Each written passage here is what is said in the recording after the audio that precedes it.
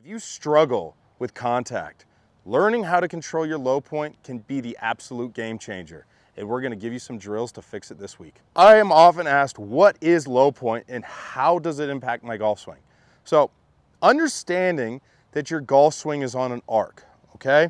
When the club is coming down, it's traveling more out, and then when it's moving up, it's traveling more in. So understanding that the bottom point of that arc, when it transitions from down to up, is low point. And understanding where low point should be when you're striking a golf ball can really help clean up contact. Now, we want to understand when we're hitting an iron shot, low point should be past the golf ball. We don't want the lowest point of our arc to be before we make contact with the golf ball.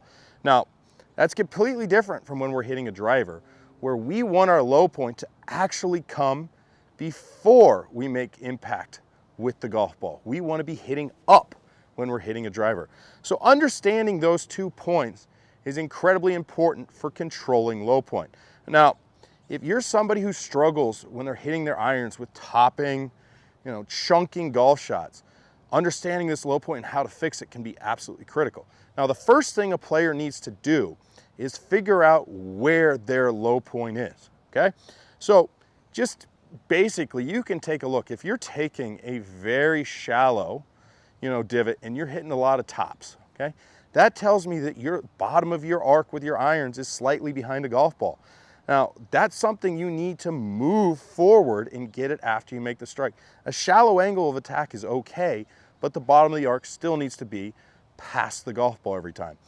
If you're somebody who hits these big divots that are moving, well left of your target for a right-handed golfer, and you understand that you're getting way too steep and low point is probably way too far in front of the golf ball. The first thing we are going to try and clean up with these drills is the player who needs to hit more down on the golf ball. Now, this can really help a player get rid of the tops. It's very rare that someone is topping the golf ball because they get too steep into it. It does happen, but it's very rare. First drill we have set up here, we have a golf ball that we are going to hit, and then we have another golf ball that's about a foot behind it, okay? So Max is going to set up to this golf ball. Now, you always want to make sure the trail golf ball is slightly inside of this golf ball, and you're going to feel like you're going to swing right over it in your downswing. Now, you're going to also have to pick the club up a little quicker in the downswing, but make sure you miss the trail golf ball. Go ahead and take this swing here. Now, you watch Max. He's going to make solid contact. This is naturally what he's very good at. Go ahead. Oh, that's crispy, pure contact. You'll notice that there's going to be a good divot when you do that drill every single time. All right, so the next drill we have set up. Go ahead and set up this, Max. We have an alignment stick that I've put about 7 or 8 inches behind the golf ball. Now, some people like to draw or paint a line in the ground and try and feel themselves hit over it. This is a great drill to make sure that we're hitting down every time. So go ahead and take a swing here, Max. Make sure you avoid the alignment stick behind the ball. Nice, crispy, clean contact every time. That is a great drill to make sure you're taking the divots and you're pushing low point in front of the golf ball each time. If you are the player who gets in here and has one of those super steep angle of attacks, it's a great drill here. Now, I have a tee that we've put down in the ground about 7 inches in front of this golf ball. We are going to try and practice making swings where we're not just hitting straight down into the golf ball. So the goal here is to exit the ground before we get to that tee. So go ahead and set up to this. Now we're just going to make a regular swing. A player should often feel like they're having more width to their golf swing, right? They're going to keep their arms straighter. If there's someone who gets really narrow and throws everything down, that is a great feel in order to get that shallower angle of attack. So go ahead and try and make this swing. There's still going to be a divot, but we want to make sure we exit before we get to that tee. Beautiful. Now, he came up about 1 inch. That's a really shallow angle of attack right there. Now, if you struggle hitting up with your driver, right, you really need to change your low point. So a great drill to create the feels for hitting more up is to put yourself in a position where you put a head cover about a foot, 1.5 feet in front of the golf ball. Now, you want to make sure after you make contact with this ball that the club head is traveling over the head cover. If you can create that condition, you are definitely going to have that positive angle of attack. you are definitely going to get low point behind the golf ball, and you're going to hit the ball a lot farther. This is one of the keys to really hitting bombs every time. Make sure the club head and the golf ball, go ahead and clear this.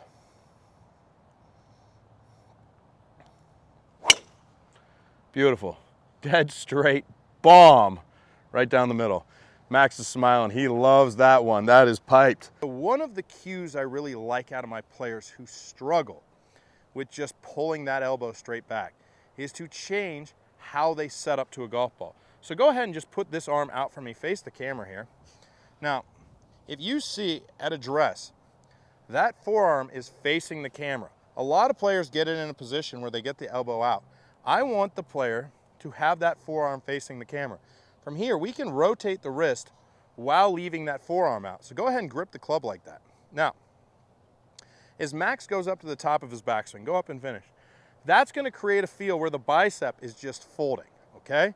We don't want to be pulling as we talk about. So we are putting ourselves in a position going back where we're going to want to get that little bicep curl to put ourselves in a good position with the trail arm up to the top of the backswing. Now, another feel that can go along with that is if you're holding a pizza tray and you have to take that up to the top, or a bottle of water that you're not trying to spill.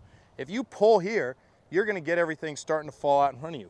Feel like you're cupping that tray. If you've ever been a server in a restaurant, I know I did when I was younger, you're going to be able to get the proper positioning to the top of the backswing every time. Once you get up to the top, then you're in a good position, if you get that full turn out of your body, to be able to transition and control everything in your downswing. All right, so really feeling connection through impact is a critical thing for a player. We don't want to be in a position where that right elbow for the right-handed golfer gets stuck behind us where we're pulling our arms down, and we don't want to get into a position where everything gets too far out in front of us. If we see this angle coming down, we're in trouble.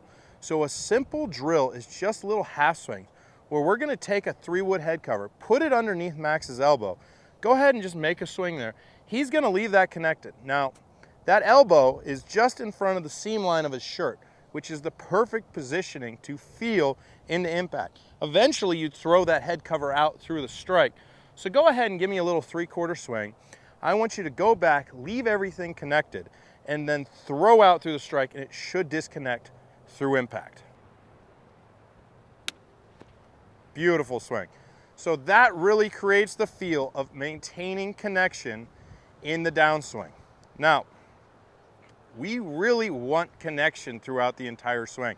So a great way to feel everything staying connected is to take full swings where the head cover is positioned underneath the armpit. Make a full swing where you keep everything connected in the downswing through until you get to impact, and then you'll launch everything out. Boom. That's the feel we're trying to create throughout the entire golf swing. If you can do that, you're going to keep that trail arm and that trail elbow in the position you want. So go ahead and give me a full swing, hit a ball right here, where you keep everything functioning. Now make sure when you set up, you get that trail arm out. That's beautiful. Go on up to the top, keep that connection, put that arm in a good position. Beautiful. Now perfect bunker shots start with your setup, okay? So a lot of people teach setting up open with the wide open face and cutting across it. I don't necessarily love that. It's one way to do it, but I prefer my players to get the face open, set up square, as we're going to see Max do here, right to your target. I don't need my players cutting across the golf ball. I want to see an up and down golf swing with a lot of release. So that club face is set up wide open. He is square to that target right out in front of us. Everything's level. There's probably a little bit of pressure, more pressure into the front foot, but we're not super leaned either way. And we're just going to make a nice, normal, wider backswing. Go ahead and hit one for me. Right next to the hole. All right, so after we learn how to set up to the golf ball, we want to learn about what our golf swing's doing, okay? So I like my players to have a shallower angle of attack. I don't want the club digging, going straight down into the ground. It's really hard to get spin on your bunker shots when you're too vertical into the golf ball. So I always set up a drill that I give my players. Now, it can be used for a lot of different reasons. It can be used to just teach the fundamentals of the swing, but it also can be used to judge what you do. So I like to draw a couple lines in the sand, you know, about 6 inches apart, and I set my players up. Go ahead and set up there. Now I want all my players to get in here and make contact with the trail line and then exit somewhere near the front line. So that means you're gonna have to be fairly shallow. Go ahead and do that for me. So that's perfect. It went line to line.